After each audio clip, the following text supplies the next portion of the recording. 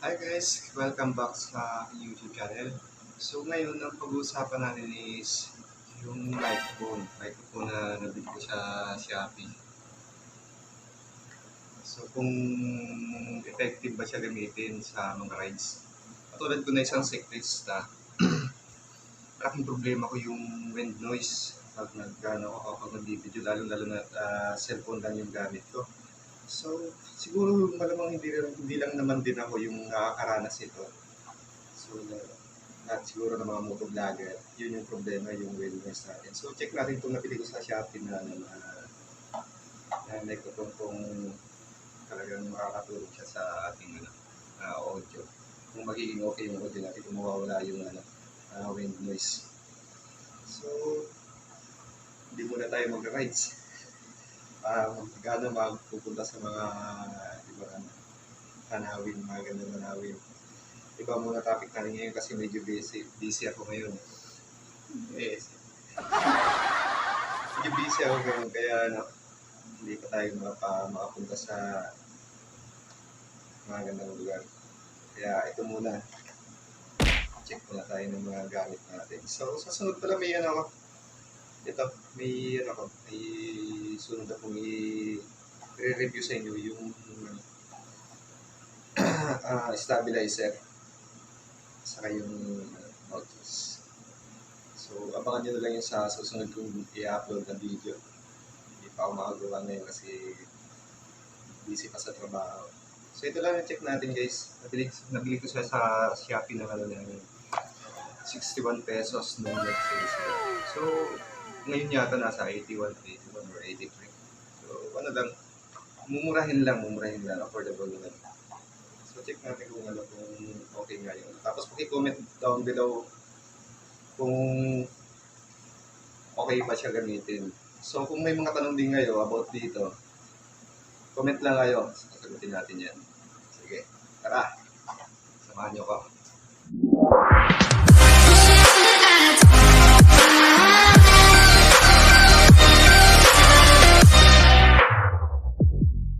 Ito siya guys.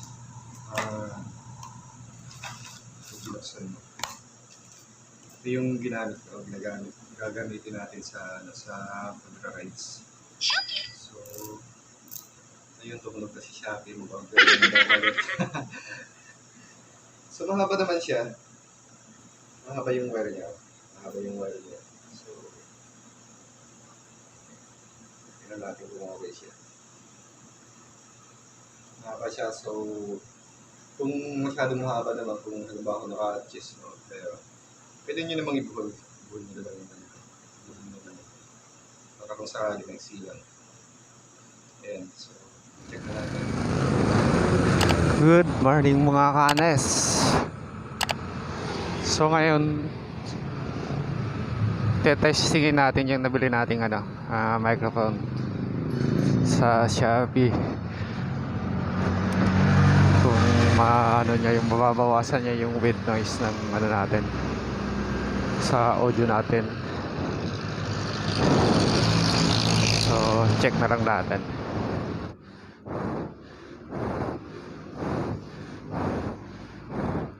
So ayan guys, dito natin masusubukan yung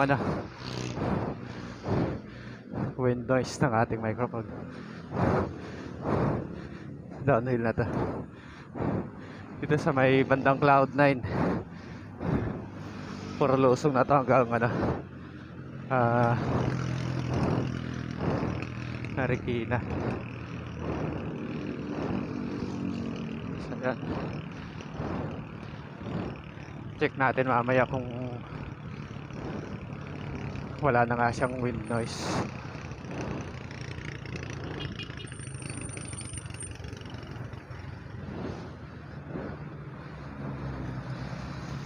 Ayan, wala akong speedometer so hindi ko ma-check yung speed natin. Kasi siguro nag-rate siya ng 30, 25, 30. So cellphone lang pala ang gamit ko para sa lahat, kalaman ng lahat. At ayun, ahon na naman. Ay, okay, game ulit.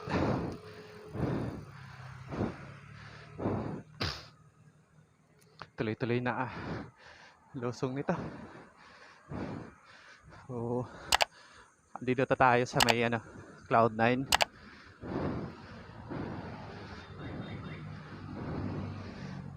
Ito, yung kalsadan to. Paahon na yan. Yan. Paakyat ng Cloud9 yan. So, ang daming mga bikers pa rin dito.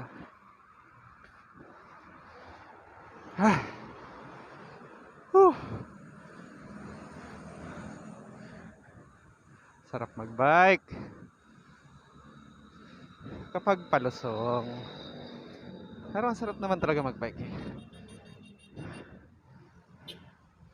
So okay, puro lusong na to guys. Yan naman sa bandang kaliwa, may overviewing deck dyan. LOL! May overviewing deck, ano yun? Ang maganda dyan.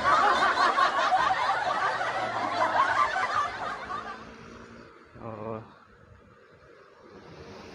Check ko mamaya.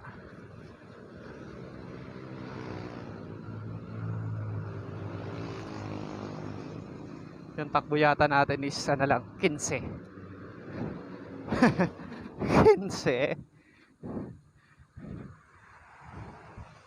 So,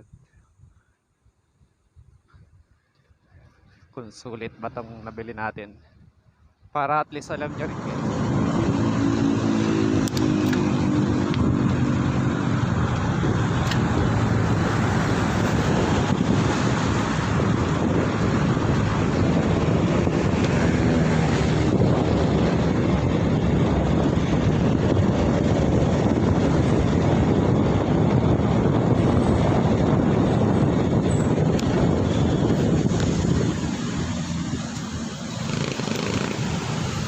Ayun na nga. Kung napanood nyo yung yung nang buo yung video, so anong masasabi nyo kung okay?